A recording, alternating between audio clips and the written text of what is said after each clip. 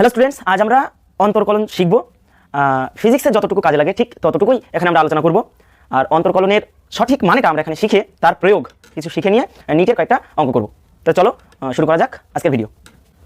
প্রথমে অন্তর্কলন কি বা ডিফারেন্সিয়েশন কি এর সংজ্ঞা আমি বোর্ডে একটা লিখে রেখেছি, আমি একবার দেখে দেখে পড়ছি।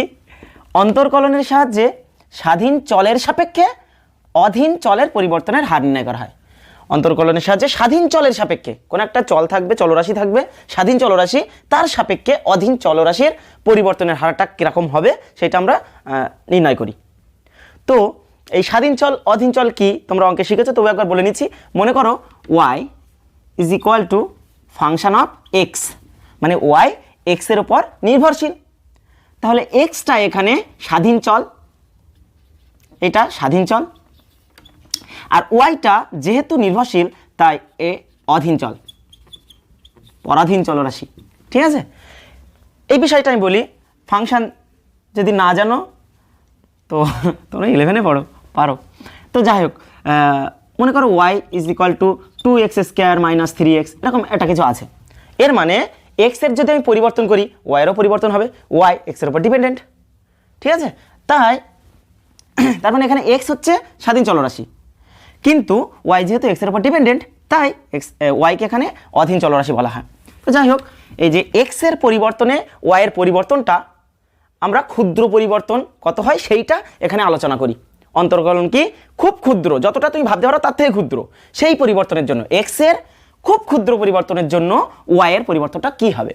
যেরকম একে ডিনোট করা এইভাবে f.x, কিংবা এটাকে ddx অফ ওয়াই, এভাবেও ডিনোট করা হয়।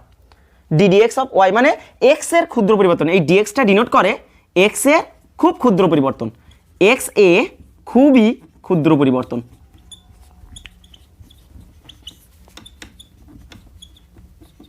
আর ওপরে কি হচ্ছে ডিওয়াইটা কি, ওটা ওয়াইতে কতটা ক্ষুদ্র পরিবর্তন আসলো সেটা হচ্ছে ডিওয়াই, এটাকে f.x বলে।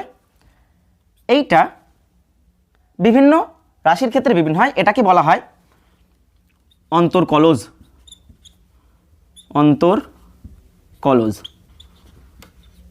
বা অবকল সহগ।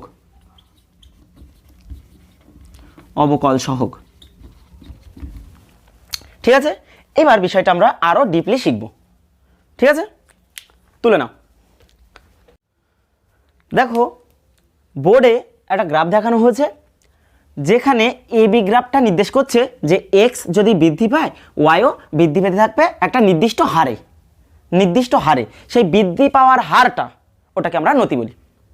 সেটা নির্দেশ করা হয় কোনো একটা গ্রাফ এক্স অক্ষের যে ধনাত্মক দিক এইটা তার সাথে কতটা কোণ করছে সেইটাকে নতি বলা হয়। নতি কি, আমরা যদি কোনো বিন্দুর নতি জিজ্ঞাসা করি এখানকার নতি কি, তো এখানে একটা স্পর্শক টানতে হয়, যেটা সরলরেখার ক্ষেত্রে টানা আছে, এটাই তো স্পর্শক, এই বিন্দুতে স্পর্শক ওটাই হবে। তাহলে ওই স্পর্শকটা এক্স অক্ষের ধনাত্মক দিকের সাথে, এটাকে এম দ্বারা প্রকাশ করা হয়। এম মানে হয় ট্যান থিটা। থিটাটা কি, এই যে সরলরেখাটা এটা এক্স অক্ষের ধনাত্মক দিকের সাথে যে কোণটা করছে, তো মনে করো এক্স অক্ষের সমান্তরাল যদি টানি এইটা থিটা, বুঝতে পারছো? তাহলে ট্যান থিটা হবে এই লেখচিত্রটির নতি মানে কি হারে বৃদ্ধি পাচ্ছে বা হ্রাস পাচ্ছে হতে পারে। তো যাই হোক, এবার এটা নির্ণয় করার পদ্ধতিটা কি, আমি যে কোনো দুটো বিন্দু নিচ্ছি, একটা বিন্দু নিলাম, এটা x1, y1 বিন্দু, আর এইটা x2, y2 বিন্দু। এই দুটো বিন্দুকে আমরা যোগ করেছি এই সরলরেখা দ্বারা। এবার এই দুটো বিন্দু যে লেখচিত্র গঠন করেছে তার নতি বার করার জন্য আমরা এখানে এক্স অক্ষের সমান্তরাল সরলরেখা টানবো, টেনে এখান থেকে ওয়াই অক্ষের সমান্তরাল টানবো, যাতে করে এই থিটা সমান হয়। ঠিক আছে, তাহলে নতিটা কত হবে, নতি হবে ট্যান অফ থিটা। তা ট্যান থিটা কীভাবে বার করব, এই লম্ব বাই ভূমি। লম্ব কত, আচ্ছা আমি লিখি আগে, লম্ব বাই ভূমি। লম্ব কত, এইটুকু পাওয়ার জন্য একদম এখান থেকে এতটা y2,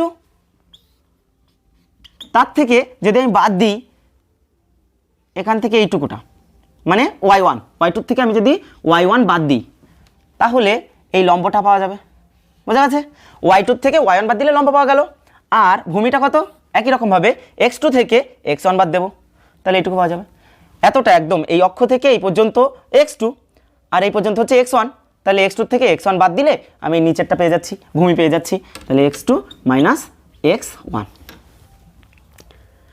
তাহলে সরলরেখার ক্ষেত্রে মানে নির্দিষ্ট হারে বৃদ্ধির ক্ষেত্রে ট্যান থিটা কি y2 মাইনাস y1, এটাকে বলা হয় ডেল y, মানে y এর চেঞ্জ বাই ডেল x।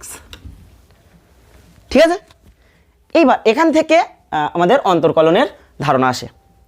এটা এর ক্ষেত্রে হলো, কিন্তু যদি গ্রাফটা এরকম না হয়, এরকম হতো, মানে এরকম একটা গ্রাফ, এদিকে x এদিকে y, তো এই গ্রাফের ক্ষেত্রে নতি কত তখন এবার বলা মুশকিল আছে।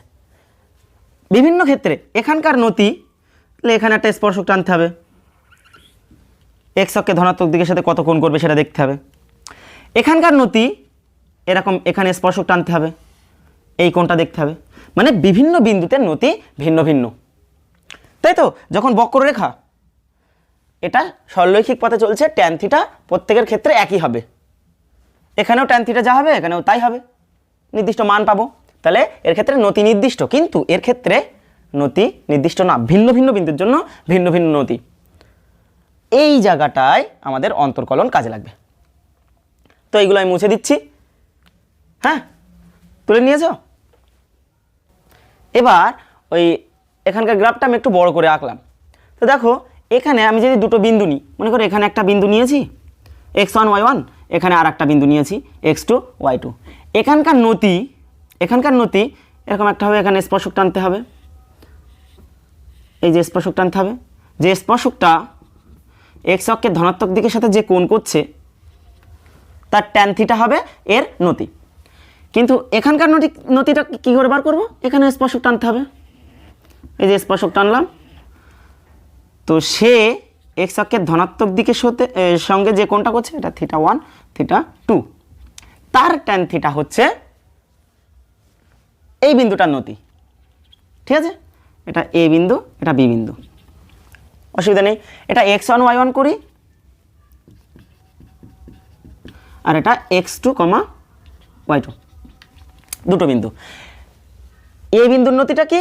এখানে স্পর্শক টানতে হবে, তো θ1 হচ্ছে ওখানে, মানে নতি আলাদা। তাহলে এখানকার নতি বার করব কিভাবে? নির্দিষ্ট একটা বিন্দুর নতি বার করব কিভাবে? দেখো আমি যদি এই দুটো বিন্দু যোগ করে দিই, এরকম এই দুটো বিন্দু যদি আমি এইভাবে যোগ করে দিই, তাহলে তার নতিটা কিভাবে বার করব? আগে বার করেছি। তার ক্ষেত্রে আমি ট্যান থিটা সমান সমান y2 minus y1 by x2 minus x1, সহজ। এই যে সরলরেখাটা হলো এ বি সরলরেখা, এর নতি সহজ আছে, অসুবিধা নেই। কিন্তু এই নতিটা প্রত্যেক বিন্দুতে ভ্যারি করছে, তাহলে এ বিন্দুর নতি কিংবা বি বিন্দুর নতি কিভাবে বার করব? তার জন্য এই দুটো বিন্দুকে একদম কাছে নিয়ে আসতে হবে, মানে এ আর বি কাছাকাছি থাকতে হবে একদম। আমি দেখাচ্ছি, এরকম ছিল তো, এই জায়গাটাই এ, এই জায়গাটাই বি, দেখা যাচ্ছে? হ্যাঁ, একদম কাছাকাছি, এখানটাই এ এখানটাই বি হতে হবে, তবেই দুজনের নতি সেম হবে। বোঝা যাচ্ছে নতিটা কিভাবে সেম হবে? যদি এ আর বি একদম কাছাকাছি চলে আসে তাহলে দুজনের নতি একদম সেম। বুঝতে, খুব কাছাকাছি, যতটা কাছাকাছি ভাবা যায়, একদম সব থেকে যতটা কাছাকাছি ভাবা সম্ভব তার থেকেও কাছে। তা করতে গেলে এই যে দুজনের মধ্যে এই গ্যাপটা, এই ভূমিটা এইটাকে কমিয়ে আনতে হবে একদম। বুঝতে পারছো? এটা কি x2 মাইনাস x1, এই যে ভূমি, এই যে ত্রিভুজ করেছিলাম আমরা, সেই ত্রিভুজের যে ভূমিটা ওইটাকে একদম কমিয়ে আনতে হবে, তবেই এ বিন্দু আর বি বিন্দু কাছাকাছি চলে আসবে। ঠিক আছে? তখন বলা যাবে ওদের নতিটা সেম। ঠিক আছে? সেইটা হচ্ছে এ বিন্দুর নতি কিংবা বি বিন্দুর নতি, একই ব্যাপার। তো তার ক্ষেত্রে কি করতে হয়? এটাই থাকে, শুধুমাত্র এখানে একটা কন্ডিশন বলে দিতে হবে যে x2 মাইনাস x1, এই যে বিষয়টা, এইটা নিয়ারলি ইকুয়াল টু জিরো। এটা টেন্ডস টু জিরো, মানে জিরোর একদম কাছে, যত সম্ভব কাছে। এই যে ডিফারেন্সটা এইটা একদম কাছে, তবেই এই দুটো বিন্দুর নতি সেম হয়ে যাবে। ঠিক আছে, এই যে ডিফারেন্স এটাকে এইচ দিয়ে প্রকাশ করে অনেকে, x2 মাইনাস x1, এইটা হচ্ছে এইচ দ্বারা প্রকাশ করে। হ্যাঁ, এইটা হয় ছোট্ট পরিবর্তন dx। না, এর শর্ত আছে, এর শর্ত হচ্ছে এই যে এইচ সমান সমান x2 মাইনাস x1, এটা টেন্ডস টু জিরো হতে হবে, তখন এটাকে dx বলা হবে x2 মাইনাস x1কে। ঠিক আছে, আচ্ছা কি করা হয়েছে, এখানকার যে বিন্দু তাতে যে y এর ভ্যালু ছিল তার থেকে বি বিন্দুতে y এর ভ্যালু কত এখন, এতে অ্যাট এ y সমান সমান ছিল f অফ x। ঠিক আছে, কিন্তু অ্যাট বি y সমান সমান কত, সামান্য পরিবর্তন, x এ তো সামান্য পরিবর্তন করা হয়েছে, f অফ x এর সাথে কিছু একটা যোগ হবে। আমি তো দেখো এই পর্যন্ত এই ভ্যালুটা কত x1, তারপরে এই যে ভ্যালুটা এটা x2, ডিফারেন্সটা কত h, এইটুকু হচ্ছে h, x2 minus x1 h, এই যে ধরা হয়েছে। তো x2 কত, x2 minus x1 is equal two h, তাহলে x2 কত, h প্লাস x1, x2 হচ্ছে h প্লাস x1। ওই জন্য আচ্ছা x2 আর x1 একদম সেম হয়ে যাচ্ছে, ওই জন্য দ্বিতীয় ক্ষেত্রে xটা কত হচ্ছে, প্রথম ক্ষেত্রে x এর থেকে h একটু বেশি। প্রথমবার যে ফাংশনটা ছিল y ছিল f অফ x, দ্বিতীয়বারে ফাংশনটা কত হয়ে যাচ্ছে, f অফ x এর থেকে সামান্য বেশি। এই যে বিষয়টা ওখানে চলে গেল।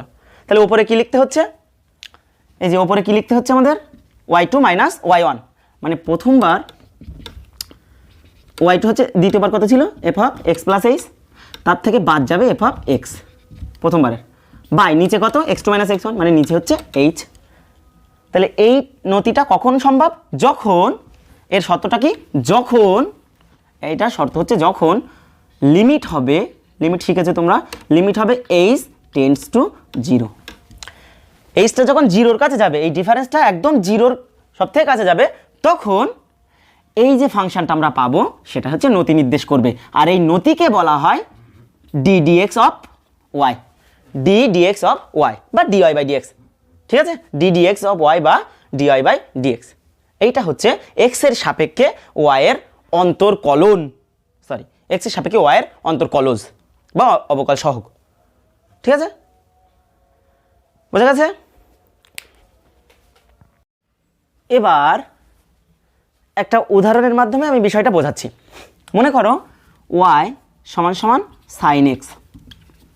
ঠিক আছে, তাহলে y মানে y হচ্ছে x এর একটা ফাংশন, এইভাবে আছে sin x। তো এর গ্রাফ কেমন হয় আমরা জানি, sin x এর গ্রাফ এরকমভাবে হয়, এরকমভাবে চলতে থাকে। আচ্ছা, এদিকে x আর এদিকে y, কোনো একটা বিন্দুতে মনে করো এই বিন্দুটা নিচ্ছি আমি, এই বিন্দুতে নতি কত হবে, এখানে স্পর্শক টানতে হবে, তা কত কোণ করছে, এদিকে কত কোণ করছে, x অক্ষের ধনাত্মক দিকের সঙ্গে 0 ডিগ্রি কোণ করছে, আর tan 0 কত হয় 0। ঠিক আছে, tan 0 0, তার মানে এখানটায় নতি হবে, মানে dy বাই dx হবে 0। ঠিক আছে, নতি 0। এবার আমি যে সংজ্ঞাটা বললাম, একটা রাশিমালা বললাম dy dx নির্ণয়ের, সেখান থেকে আমরা দেখি যে এই বিন্দুতে dy dx 0 আসে কিনা। আমরা বললাম dy বাই dx এর সংজ্ঞা কি বললাম, এটাকে f ডট xও বলে, সংজ্ঞা বললাম লিমিট h টেন্ডস টু 0 ওপরে f of x plus h minus f of x, আর নিচে হচ্ছে এইচটা, এই বললাম। তো চলো মান বসাচ্ছি আমি, লিমিট h টেন্ডস টু 0, প্রথমে f of x plus h, মানে x এর জায়গাটায় x প্লাস h বসাতে হবে, তাহলে হবে সাইন x প্লাস h হবে, মাইনাস f অফ x মানে সাইন x, আর নিচে h, অসুবিধা নেই। চলো ওপরে কি আছে, sine c minus sine d, কারণ লিমিট 0 আমি যদি বসিয়ে দিই নিচে 0 অসংখ্যতে চলে আসছে, একটু ফাইন স্ট্রাকচার করে নিতে হবে। তো sine c minus sine d কত হবে? Limit h tends to 0 sine c minus sine d কী হয়? 2 cos c plus d by 2 মানে x plus h plus x by 2 sine c minus d মানে এর থেকে এটা বাদ যাবে বাই 2, বাদ গেলে কি থাকছে? এইচ থাকছে, এইচ বাই 2, আর নিচে কি আছে? এইচ আছে, অসুবিধা নেই। আচ্ছা এই যে বিষয়টা, আচ্ছা এটা জানো তো sine c minus sine d মানে 2 cos c plus d by 2 sine c minus d by 2, এটা জানো তো? এটা দেখে নেবে, সূত্র আছে, অসুবিধা নেই। এইবার আমি এটা একটু এটা ভাবে লিখছি, এই যে 2 আছে থাকলো, এ তো ধ্রুবক বাইরে থাকছে। আচ্ছা লিমিট cos এটা কত? 2x plus h by 2, 2x plus h by 2, আর এই জায়গাটা আমি করে নিচ্ছি এইভাবে, লিমিট এইচ টেন্স টু 0 আর সাইন এইচ বাই 2, নিচেও এইচ বাই 2 দিচ্ছি। তাহলে নিচে কি করা হয়েছে? মানে 2 দিয়ে গুণ করা হয়েছে, তো তাহলে বিষয়টাকে 2 দিয়ে ভাগ করে দেবো। এটাকে নিচে 2 দিয়ে ভাগ মানে পুরোটাকে 2 দিয়ে গুণ করা হয়েছে, তার মানে 2 দিয়ে ভাগ করতে হবে, না হলে মানের পরিবর্তন হয়ে যাবে। এটা কাটা, আচ্ছা দেখা যাচ্ছে? হ্যাঁ ঠিক আছে ঠিক আছে। তাহলে এটা কত আসবে? এইচ টেন্স টু 0, এখানে এইচের জায়গায় 0 বসালে cos এক্স পড়ে থাকছে, তাই তো? এইচের জায়গায় যদি 0 বসিয়ে দিই cos এক্স পড়ে থাকছে, দেখো এইচের জায়গায় যদি 0 বসে এটা থাকবে না, আর 2 কেটে যাবে, এই 2 কেটে যাবে, এক্স cos এক্স, আর এটা 1 হয়, জানো তো? লিমিট এইচ টেন্স টু 0 মানে এটা এইচ টেন্স টু যদি 0 হয় এইচ বাই 2 0 হবে টেন্স টু। আচ্ছা এই সূত্রটা limit x tends to 0 sine x by x এর মান 1 হয়, এটা জানতে হবে তোমার, লিমিটের অঙ্কে আছে বিষয়টা। তো এটা 1 cos x ইন্টু 1 মানে 1, সরি cos x। তাহলে দেখা যাচ্ছে সাইন এক্সের কইছে সাইন এক্স এই যে সাইন এক্স ওয়াই, সাইন এক্সের যদি আমরা ডেরিভেটিভ করি, সাইন এক্সের যদি আমরা অন্তর্কলন করি, করে যে অন্তর্কলস পাচ্ছি আমরা ডিওয়াই বাই ডিএক্স ডেরিভেটিভ পাচ্ছি, সেটা হচ্ছে cos x হয়। ঠিক আছে, এরকমভাবে কোন রাশির ডেরিভেটিভ করে কি পাই, কোন ফাংশনের ডেরিভেটিভ করে কি পাই, কোন অপেক্ষকের ডেরিভেটিভ করে কি পাই, তার একটা ছক আমি দিয়ে দিচ্ছি, এটা দরকার হলে তুলে নাও। এই হলো সূত্রগুলো, এই সূত্রগুলো একটু খেয়াল করো। প্রথমটা আছে x এর পাওয়ার n, ওটা 1 2 3 4 5 6 যা খুশি থাকতে পারে। তো x এর পাওয়ার n যদি থাকে, তার ডেরিভেটিভ করলে x এর সাপেক্ষে পাওয়ারটা আগে আসবে আর পাওয়ার 1 কমে যাবে, পাওয়ার আগে আসবে পাওয়ার 1 কমে যাবে, গেল। সাইন এক্স এর করলে cos x, এগুলো হলো এগুলো সব কারণ আছে, আমি যেভাবে সাইন এক্সটা বোঝালাম না ওইভাবেই প্রত্যেকটা এসছে। এবার ও এখন এখানে বোঝানোর অসুবিধা আছে, আমরা মেন ফিজিক্যাল পার্টটা করব, যে এর আমরা অ্যাপ্লিকেশন কোথায় করতে পারি। তারপরে দেখো ডিডিএক্স অফ ধ্রুবক সংখ্যা, কোনো একটা ধ্রুবক সংখ্যার যদি ডেরিভেটিভ করি শূন্য আসবে সবসময়। আচ্ছা লগ এক্স এর করলে 1/x হয়। এই যে 10 11 এই দুটো আমি একটু বোঝাচ্ছি, আগে এটা দেখো 12 দাগে d d x of e to the power x হয়, e to the power x, e to the power x এর ডেরিভেটিভ করলে ই টু দি পাওয়ার এক্সই হয়। হ্যাঁ, e to the power x যে গ্রাফ হবে, মানে কোথাও যদি y equal to e to the power x থাকে, এর জন্য যে গ্রাফটা হবে তার যে কোনো জায়গায় নতি ই টু দি পাওয়ার এক্সই হবে। তো যাই হোক, 10 দাগ আর 11 দাগ এগুলো তুলে নিয়েছো তো, আমি 10 দাগ আর 11 দাগটা একটু বোঝাচ্ছি, তারপরে আমরা চেন রুল শিখব। 10 দাগ কি বলা আছে, যদি কি না ইউ আর ভি দুটো গুণ থাকে, ইউ আর ভি গুণ থাকে, এরকম মানে ওয়াই মানে মনে করো এরকম আছে সাইন এক্স ইন্টু, আচ্ছা আগে দিই x square into sine x, দুটো ফাংশন গুণ আছে, ঠিক আছে, সরি দুটো রাশি গুণ আছে। এবার এর যদি ডেরিভেটিভ করতে হয়, অতএব ডিওয়াই বাই ডিএক্স সমান সমান হবে, প্রথমটা রাখতে হবে, যে ইউ রাখা হয়েছে ভি এর ডেরিভেটিভ করতে হয়েছে, তাহলে এক্স স্কোয়ার রাখবো, রেখে সাইন এক্সের করবো, মানে ডিডিএক্স অফ সাইন এক্স, তারপরে যোগ, এবার ভিটা রাখতে হবে, মানে দ্বিতীয়টা রাখতে হবে, প্রথমটাকে ইউ ধরে নিতে হবে, দ্বিতীয়টাকে ভি ধরে নিতে হবে, ঠিক আছে, বোঝা যাচ্ছে তো, মনে মনে ধরতে হবে, ধরে এবার হচ্ছে দ্বিতীয়টা রাখবো, সাইন এক্স রাখবো, রেখে প্রথমটা ডেরিভেটিভ করতে হবে, ডিডিএক্স অফ এক্স স্কোয়ার, তারপরে এক্স স্কোয়ার রাখলাম, সাইন এক্সের করলে কি হয়, এক্ষুনি বললাম cos এক্স হয় ডেরিভেটিভ করলে, প্লাস সাইন এক্স থাকছে, আর এক্স স্কোয়ারে করলে পাওয়ারটা আগে আসে, এক্সের পাওয়ারে করলে পাওয়ারটা আগে আসে, তাহলে 2 আগে আসছে, এখানে দেওয়া যায়, এখানে 2 আগে আসলে, আর এক্স স্কোয়ারে করলে পাওয়ার 1 কমে যায় বললাম, তাহলে পাওয়ারটা 1 চলে আসবে, আছে 2 1 হয়ে যাবে। এই হচ্ছে ইউভি মানে গুণের নিয়ম, দুটো রাশি যদি গুণ থাকে তার ডেরিভেটিভ করার নিয়মই। একই রকমভাবে যদি ভাগ থাকে, এটা গেল, একই রকমভাবে যদি ভাগ থাকে তার নিয়ম হচ্ছে, মনে করো ওয়াই আছে, ওপরে মনে করো লগ এক্স আর নিচে আমি কজ এক্স দিলাম, ইউ বাই ভি, ঠিক আছে, ইউ বাই ভি এরকম আছে। তাহলে আমরা করব ডিওয়াই বাই ডিএক্স, মানে এর যদি এই ফাংশনটাকে যদি আমরা ডেরিভেটিভ করি তাহলে উত্তর হবে নিচে যেটা থাকবে তার স্কোয়ার নিচে, তাহলে কজ স্কোয়ার এক্স। এ ফালতু আসেনি, সব প্রমাণ আছে, তোমরা ম্যাথে ভালোভাবে শিখবে আরও। আমি এমনি ফিজিক্সে যা লাগবে তাই ততটুকুই শেখাচ্ছি। ওপরে কী হবে, ভিটা রাখতে হবে, মানে নিচেরটা রাখতে হবে, কজ এক্স রাখছি, রেখে লগ এক্সের করতে হবে, মানে ওপরেরটা করতে হবে, ওপরেরটা করলে 1/x হয়, বিয়োগ এবার ওপরেরটা রাখতে হবে, ইউটা রাখতে হবে, তার মানে লগ এক্স রাখবো, রেখে ভি এর ডেরিভেটিভ করতে হবে, তাহলে ভি কোনটা, নিচেরটা, কজ এক্সের করলে মাইনাস সাইন এক্স হয়, ব্যাস এই হচ্ছে উত্তর। এইভাবে ইউভি রুল আর ইউ বাই ভি রুল মানে গুণের নিয়ম আর ভাগের নিয়ম তার ডেরিভেটিভ করার নিয়মটাই গেল। এবার হচ্ছে চেন রুল, যেটা বলছিলাম, মনে করো কোনো একটা ফাংশন আছে ওয়াই সমান সমান লগ অফ সাইন এক্স, এর ডেরিভেটিভ কীভাবে করবো, প্রথমে দেখো ডি ওয়াই বাই ডিএক্স সমান সমান হবে লগ এক্সের ডেরিভেটিভ করলে কী হয়, আমরা এক্ষুনি বলেছিলাম d d x of log x, এর উত্তর হয় 1/x, ঠিক আছে। তো প্রথমে যেহেতু লগ অপেক্ষকটা আছে, মেন অপেক্ষক লগ আছে, তাহলে লগের ডেরিভেটিভ করলে কী হবে 1/x, লগ এই পুরোটাকে x ধরো, তো লগ এক্সের করলে কী হবে 1/x হলো, x এখন এইটা লগ এক্স করলাম, লগ এক্সের করলে 1/x হলো। এবার ভেতরে গিয়েও ডেরিভেটিভ তো করতে হয়, মানে সাইন এক্সের ডেরিভেটিভ করলে কী হচ্ছে কজ এক্স হচ্ছে, এই তাহলে উপরে কজ এক্স নিচে সাইন এক্স, ওটা হয়ে যাবে উত্তর কট এক্স। এটা হচ্ছে চেন রুল। আমি আরেকটা উদাহরণ দিচ্ছি, মনে করো ওয়াই সমান সমান আছে e to the power x square, ঠিক আছে।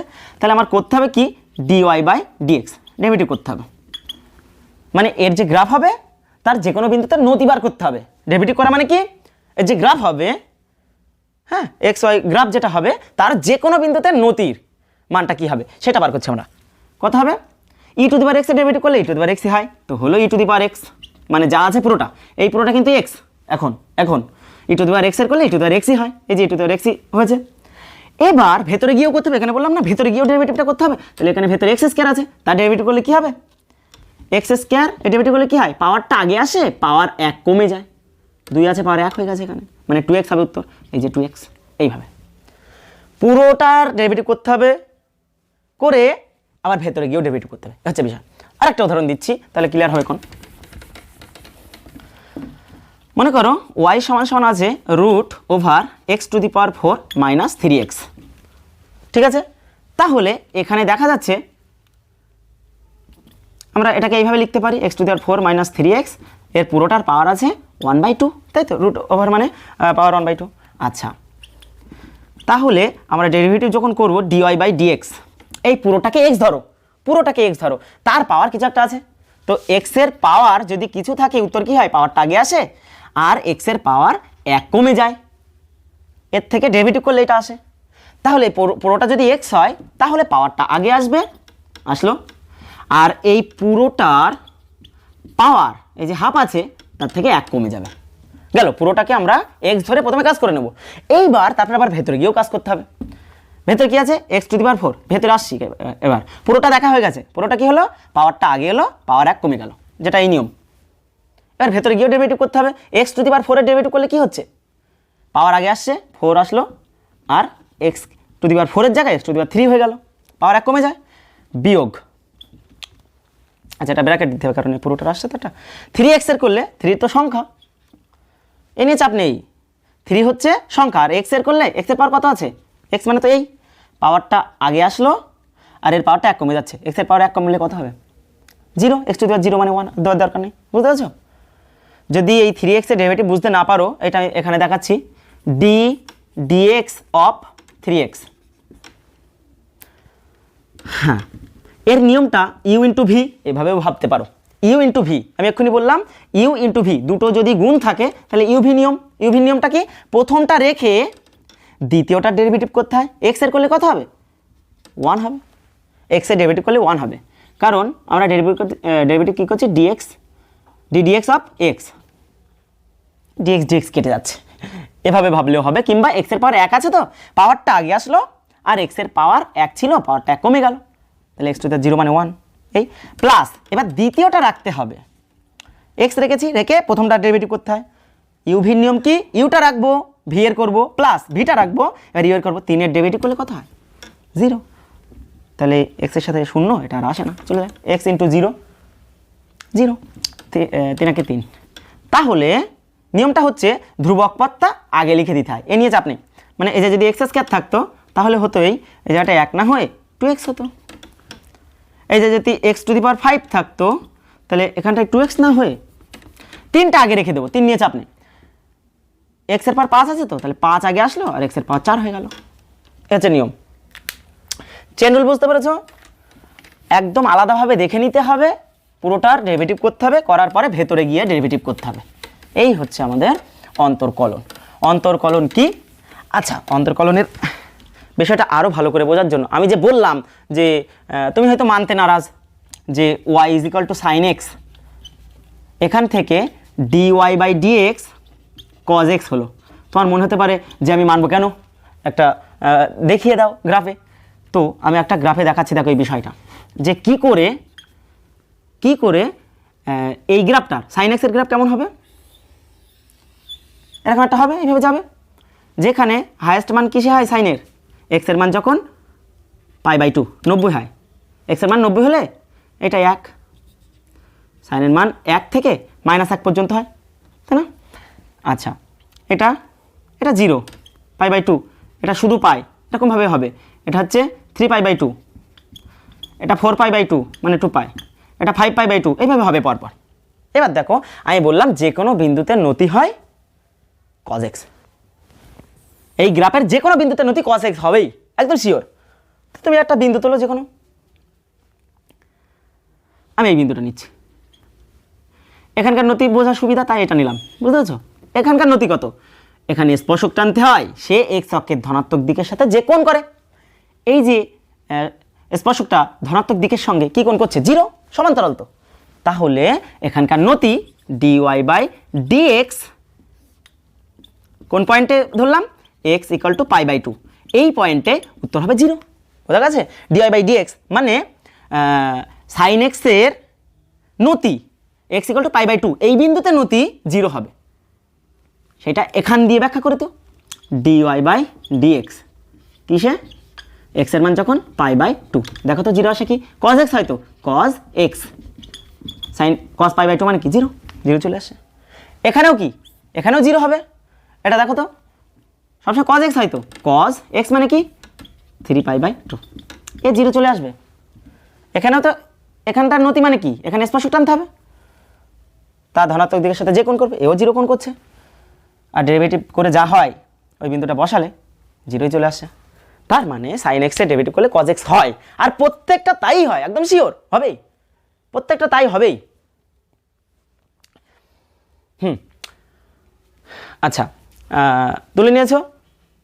এবার আমরা অঙ্ক করব, নিটের 4-5টা আমরা অঙ্ক করে নেব, দেখবো এখান থেকে কি কি আসছে, ঠিক আছে? এই যে প্রথম অঙ্ক আমাদের চলে এসছে 2012-তে, বলা আছে x = 8 + 12t - t³ দ্বারা, এটা সমীকরণ, এই দ্বারা কোনো কণার সরলরৈখিক গতি নির্দেশিত হচ্ছে। একটা কণা সরলরেখায় চলছে, তার গতি সময়ের সাথে এইভাবে পরিবর্তন হচ্ছে, x মানে সরণ, এইভাবে নির্দেশিত হচ্ছে, যেখানে x মিটার এককে দেওয়া আছে আর t সেকেন্ডে। যখন কণাটির বেগ 0 তখন ওর মন্দন কত, যখন কণাটির বেগ 0 তখন মন্দন কত। আচ্ছা, এখানে সরলরৈখিক গতি, সরলরেখায় যাচ্ছে, কিন্তু গ্রাফটা মোটেও, আমি যদি এদিকে x করি এদিকে t করি, এরকম কিছু একটা আসবে না, কিন্তু এরকম আসবে না কেন, কারণ এখানে t এর পাওয়ার 3 আছে, সরলরেখার ক্ষেত্রে t এর পাওয়ার 1 হতে হয়, বোঝা গেছে? এ জানো তোমরা, সরলরৈখিক যেহেতু motion on a straight line, তোমরা পড়েছো, সরলরৈখিক গতি পড়েছো। তো যাই হোক, একটা গ্রাফ এরকম কিছু একটা হবে, ঠিক আছে। এইবার তার কোথায় বেগ শূন্য কি করে বুঝবো? বেগ মানে কি, আগে বেগটা ধারণা। বেগ মানে কি? ভেলোসিটি হচ্ছে সরণ বাই সময়। এরকম হতো যদি কি না কণাটা সময়ের সাপেক্ষে এরকমভাবে পরিবর্তন হতো, নির্দিষ্ট সময় যত এগোচ্ছে তত সামনের দিকে যাচ্ছে, এরকম হতো। সময় যত এগোচ্ছে তত ও একটা নির্দিষ্ট রেটে সামনের দিকে যাচ্ছে, কিন্তু তা হচ্ছে না যেহেতু সময়ের সাথে এইভাবে সম্পর্কিত। আচ্ছা, তাহলে এই যে আমরা x/t করতাম, একদম বেগ বেরিয়ে যেত, কিন্তু যেহেতু একদম সরলরৈখিক নেই, গতিটা সরলরৈখিক ঠিক আছে, কিন্তু সময়ের সাথে সম্পর্কটা সরলরৈখিক নেই, ওই জন্য আমরা এটা করতে পারছি না। তাহলে কীভাবে বেগ বার করব? বেগ বার করতে হবে যে কোনো জায়গায়, বিভিন্ন জায়গায় বেগ আলাদা আলাদা।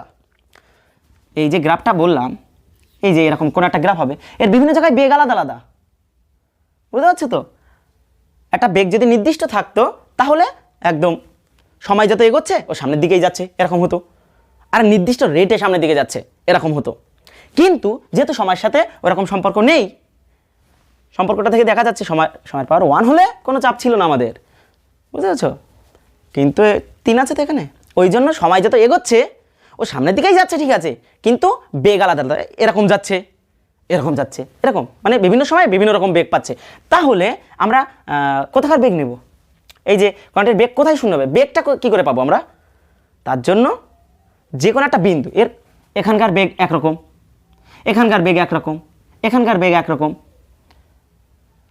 আলাদা আলাদা বিন্দুতে বেগ আলাদা আলাদা। তাহলে বেগ ওখানকার নতি দ্বারা নির্দেশিত হচ্ছে না, এখানকার। ভালো করে বোঝো, আগে অঙ্কটা পরে আসছি, অঙ্কটা পরে আসছি, আগে বিষয়টা বুঝে নাও। এইদিকে টাইম দিলাম, এইদিকে ভেলোসিটি দিলাম। এই বেগ কত কণাটার, ভেলোসিটি না, এদিকে এক্স দিলাম, মানে সময় যত এগোচ্ছে একটা নির্দিষ্ট রেটে ও সামনের দিকে এগোচ্ছে, নির্দিষ্ট হারে, নির্দিষ্ট বেগে এগোচ্ছে। কেন? কারণ আমরা যদি বেগ বার করতে চাই, বেগ ভেলোসিটি কীভাবে হয়? x2 - x1 by t2 - t1। এটা কি নতি করলাম না? সরণ সময় লেখচিত্রের নতিটা বেগ বোঝায়, ঠিক আছে, পড়েছো তো? সরণ সময় লেখচিত্রের নতিটা বেগ বোঝায়। দেখো এখানে বেগ মানে এই x2 - x1 মানে এইটা, আর t2 - t1 মানে এইটা, লম্ব বাই ভূমি মানে tan থিটা মানে নতি। বেগটা কি?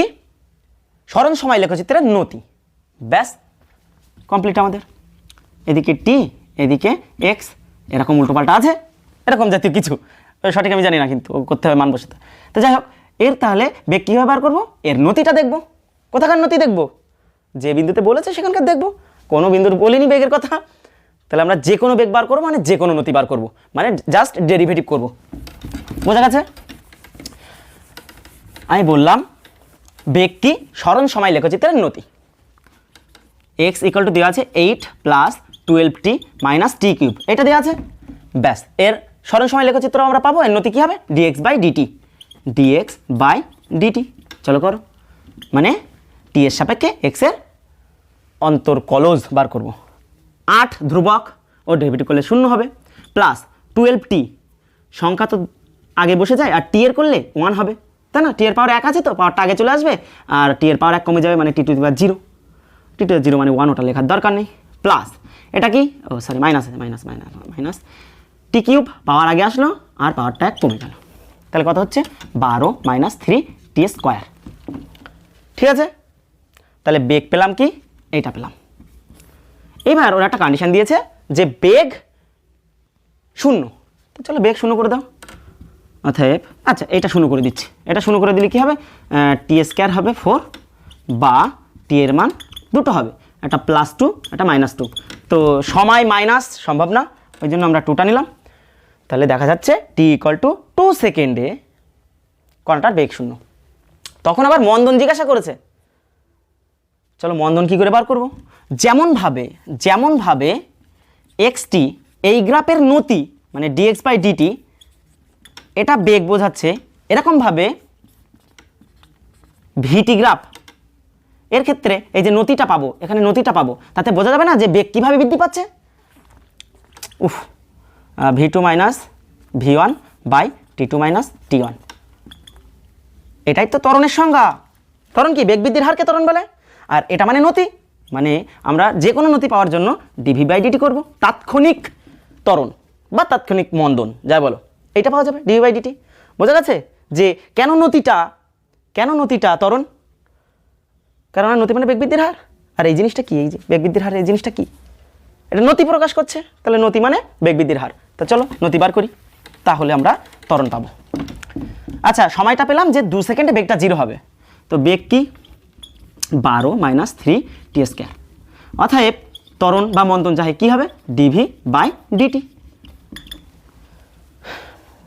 12, এটা 12 করলে 0 হয়, মাইনাস, আচ্ছা 3-এর তো বসে যায় আর পাওয়ারটা আগে চলে আসে, আর টি এর পাওয়ার 1 কমে যাবে, মানে 2 ছিল 1 হবে, ঠিক আছে, সমান মাইনাস 6t।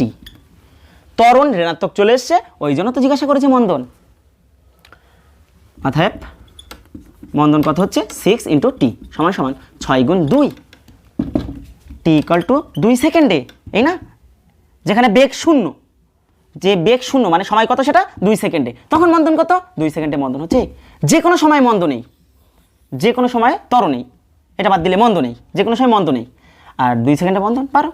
তাহলে উত্তর কই 12 মিটার পার সেকেন্ড। বোঝা গেছে? আচ্ছা চলো নেক্সট অঙ্ক। এই হলো অঙ্কটা 2010-এ এসছে, বলছে একটি কণা t সময়ে x দূরত্ব অতিক্রম করে। ভালো কথা, x is equal to t plus 5 to the power -1, এই সমীকরণ অনুযায়ী কণাটা চলছে।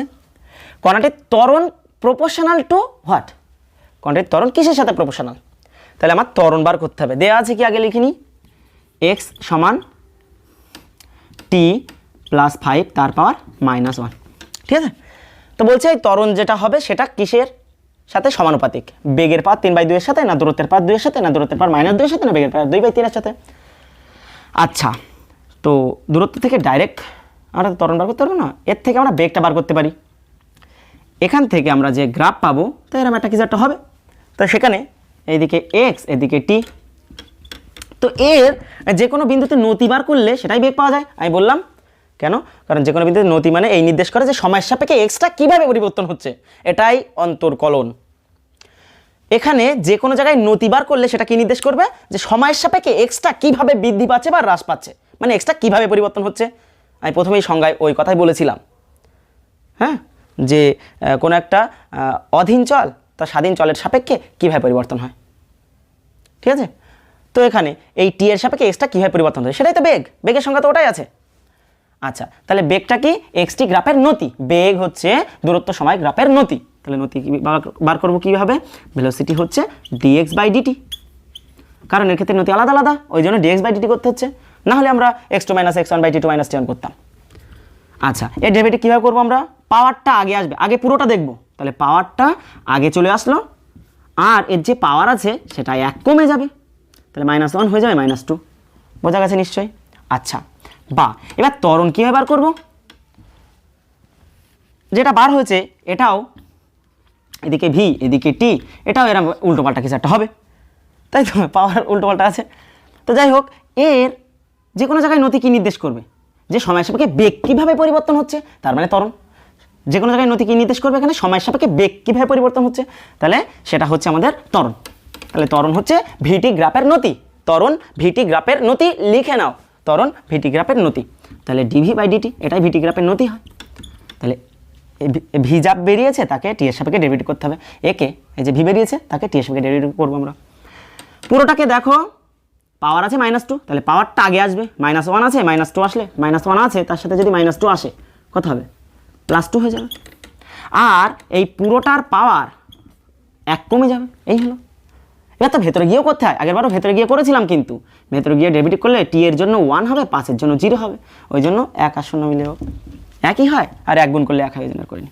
এখানেও তাই, ভেতরে গিয়ে ডেরিভেটিভ করলে টি এর জন্য 1 হবে আর 5 এর জন্য 0 হবে, ওই 1 গুণ, তার মানে আর করিনি ওটা, বুঝতে পেরেছ? আচ্ছা, তো এই যে জিনিসটা আসলো, এখান থেকে এই বলা যাচ্ছে যে a is proportional to t plus 5 এর পাওয়ার -3 এই আছে। তো সেভাবে তো বলিনি যে ত্বরণটা এরকম কোনো সংখ্যা দিইনি, তো এটা কার সাথে খাটবে আমরা দেখে নেব। আমরা যদি বেগটার পাওয়ার 3/2 করি, দেখে নিই আগে বেগ কি আছে, বেগ এইটা আছে, বেগ তার পাওয়ারটা 3/2 করছি আমরা, বেগ আছে -2 এই আছে, তো তার পাওয়ার করব আমরা 3/2। এরা প্রথম সূত্রে প্রথম অ্যান্সারে করতে বলেছে, তাই করছি, দেখছি এইটা আসে কিনা। এই 2 কাটা কত আসছে, t + 5 তার পাওয়ার -3, যেটা আমাদের এসছে। তাহলে বেগের পাওয়ার 3/2 করলে আমাদের উত্তরের সাথে মিলছে, -1। ঠিক আছে, তাহলে ত্বরণটা কিসের সাথে প্রপোর্শনাল, বেগের পাওয়ার 3/2 এর সাথে। বাকিগুলো আর করার দরকার নেই, বাকিগুলো করলে এটা আসবে না, দূরত্বের পাওয়ার 2 করলে আসবে না। দূরত্ব কত আছে, t + 5 তার পাওয়ার -1 আছে, তো এই দূরত্ব তার পাওয়ার যদি 2 করি তাহলে এখানে 2 গুণ হয়ে যাবে, তাহলে t + 5 টু -2, এটা না, ওটাও আসবে না, একটাও হবে না। তাহলে উত্তর হবে এর দাগ। কি করে বুঝলাম এর দাগ, আবার বলছি, আমরা যে বেগটা পেয়েছি তার পাওয়ার 3/2 করে দেখছি এটা হচ্ছে কিনা, বেগের পাওয়ার 3/2 করলে এটা আসছে কিনা দেখছি, আর হ্যাঁ এসছে, তাই এটা বোঝা আছে। আচ্ছা তুলে না, এই অঙ্কটা 2000 সালে এসছে, বলছে একটি কণার গতি নির্দেশিত হয় s = 3t³ + t = 1 সেকেন্ড সময়ে কণাটির ত্বরণ কত। তো সিম্পল অঙ্ক আমরা করেছি, s = কি দেওয়া আছে, মানে সরণ এটা, হ্যাঁ s মানে সরণ, মিটারে দেওয়া আছে, মিটার +7t² + 14t + 8 এটা দেওয়া আছে।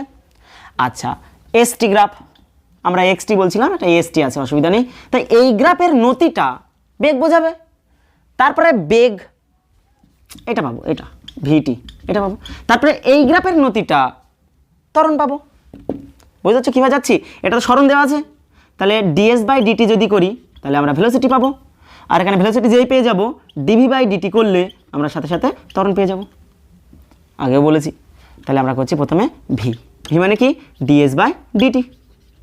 তো চলো এর ডেরিভেটিভ করতে হবে। দেখো 3 আছে, এ নিয়ে চাপ নেবে না, এটা ধ্রুবক। এই যে t³ আছে, পাওয়ারটা আগে চলে আসলো, আর t এর পাওয়ার 1 কমে গেল, +7 চাপ নেবে না, t² আছে, পাওয়ারটা আগে চলে আসলো, t এর পাওয়ার 1 কমে গেল, +14 ধ্রুবক নিয়ে চাপ নেবে না, t এর পাওয়ার 1 আগে চলে আসলো, আর t এর পাওয়ার 1 কমে গেল, মানে 0 হয়ে গেল, ওটা লিখলাম না, +8 আছে, ধ্রুবক 0 হবে। ঠিক আছে, আচ্ছা এটা কথা হচ্ছে তাহলে 9t² + 14t + 14, অতএব ত্বরণ কত হচ্ছে তাহলে dv/dt হবে। তাহলে v কে আবার ডেরিভেটিভ করতে হবে, একে ডেরিভেটিভ করবো 9, t² করলে পাওয়ার আগে চলে আসলো, পাওয়ার 1 কমে গেল, +14 t এর পাওয়ার 1 আছে, 1টা আগে চলে আসলো, t এর পাওয়ার কমে গেল, 0 হয়ে গেল, +14 ডেরিভেটিভ করলে 0 হচ্ছে, এটা হচ্ছে 9 × 18t + 14 এই হলো আমাদের ত্বরণ। এবার জিজ্ঞাসা কি করলো যে t = 1 সেকেন্ড সময়ে কণাটির ত্বরণ কত, অতএব ত্বরণ at t = 1 সেকেন্ড। চলো 1 বসাও t এর জায়গায়, 18 × 1 + 14, 18 + 14 মানে 32, আচ্ছা 32, অপশান বি হয়েছে। তুলে নাও। এই অঙ্কটা 1997 এসছে, ইংরেজিতে লিখেছি আমি একটু বলছে the position x of a particle varies with time t as, এইভাবে, মানে পজিশনটা ভ্যারি করছে সময়ের সাথে, এইভাবে করছে, এই সমীকরণ অনুযায়ী ভ্যারি করছে, যে x = at² - bt³ a R b ধ্রুবক। এখানে the acceleration of the particle, ত্বরণ acceleration of the particle will be 0 at time t = what, কোন সময়ে অ্যাক্সেলারেশন 0 হবে। তো আমরা অ্যাক্সেলারেশন বার করব, সেটা 0 করে দিয়ে দেবো, t এর মান কত পারি আমরা, তো x = কত আছে, at² - bt³। তাহলে এখান থেকে অ্যাক্সেলারেশন বার করতে আমরা শিখেছি, v কি করে, আগে বেগ বার করতে হবে, dx/dt, হ্যাঁ xt গ্রাফের নতি কত হবে। আচ্ছা এ তো ধ্রুবক, চাপ নেই, t² মানে পাওয়ারটা আগে চলে আসলো, আর পাওয়ার 1 কমে গেল, মাইনাস b ধ্রুবক আগে চলে আসলো, অসুবিধা নেই, t³ পাওয়ারটা আগে, আর t এর পাওয়ার 1 কমে গেল, গেল v। এবার হচ্ছে আমরা অ্যাক্সেলারেশন কি করে বার করব, ত্বরণটা কিভাবে বার করব, এখান থেকে ত্বরণ কিভাবে বার হয়, dv/dt বার হয় ত্বরণ, এতক্ষণ ধরে তাই বলছি আমরা। তাহলে এর ডেরিভেটিভ করব আমরা কিভাবে, আচ্ছা আবার বলছি এ তাহলে কি ত্বরণ, কিভাবে বার করতে হচ্ছে dv/dt, কেন, কারণ vt গ্রাফের নতিটাই তো ত্বরণ, তাই না, বেগ বৃদ্ধির হার।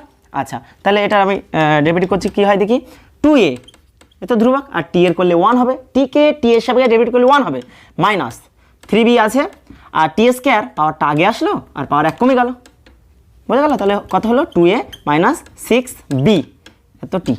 ঠিক আছে, এইটা হলো ত্বরণ। তো বলেছে ত্বরণ কখন 0 হবে, তাহলে ত্বরণটা 0 করে দিয়ে দেখি না, ত্বরণটা 0 করে দিলাম, ব্যাস এখান থেকে টি এর মান যা বার হবে, এখান থেকে টি কথা হচ্ছে 6bt is equal two 2a, বা টি সমান সমান 2a by 6b, 2 3 6 a by 3b, a by 3b আছে না কিও, a by 3b, option A. বুঝে গেছে? আচ্ছা, এবার দেখো আর একটা অ্যাপ্লিকেশান হয় আমাদের ডেরিভেটিভের, অন্তর্কলজ, অন্তর্কলন। অন্তর্কলন হচ্ছে পদ্ধতিটার নাম। এই পদ্ধতি অ্যাপ্লাই করে যা পাবো সেটা অন্তর্কলজ, অপকল সহক। যাই হোক, মনে করো একটা গ্রাফ এরকমভাবে গেছে, ঠিক আছে? কোন জায়গাটায় নতিটা 0 হয়ে যাচ্ছে, একদম হাইস্টে না? হ্যাঁ, এদিকে মনে করো y, এদিকে x। আর একটা গ্রাফ মনে করো, একটা গ্রাফ এইভাবে পরিবর্তন হচ্ছে। কোন জায়গাটায় y এর মান সবচেয়ে কম, এই জায়গাটায়, যেখানে নতিটা 0, যেখানে নতিটা 0, তাহলে yx গ্রাফে এটা বোঝা যাচ্ছে যে xy গ্রাফ, সরি, যাই হোক, yx xy থার্ড, ওই গ্রাফে নতি যেখানে 0 সেখানটায় y এর মান হয় সব থেকে বেশি না হয় সব থেকে কম। হ্যাঁ, at dy by dx equal to 0, মানে নতি 0, যেখানে নতি নেই কোনো, স্পর্শক x অক্ষের ধনাত্মক দিকের সঙ্গে কোনো কোণ করছে না, সেইখানটায় y will be maximum or minimum। এ তো বাংলা, তাই তো? এ বাংলা তো। y will be maximum or minimum, মানে যেখানে নতি 0 হয়ে যাবে সেখানটায় ওইটা ম্যাক্সিমাম হবে না মিনিমাম হবে। এই বিষয়টা একটা উদাহরণের মধ্যে বোঝাচ্ছি। মনে করো আমার দেওয়া আছে, আচ্ছা এ দুটো মুছে দিচ্ছি, কিন্তু ধরো দেওয়া আছে ভেলোসিটি দেওয়া আছে কি টি স্কয়ার মাইনাস 8t, এই দেওয়া আছে ভেলোসিটি। বললো কি কত সময়ে বেগ সর্বোচ্চ হবে,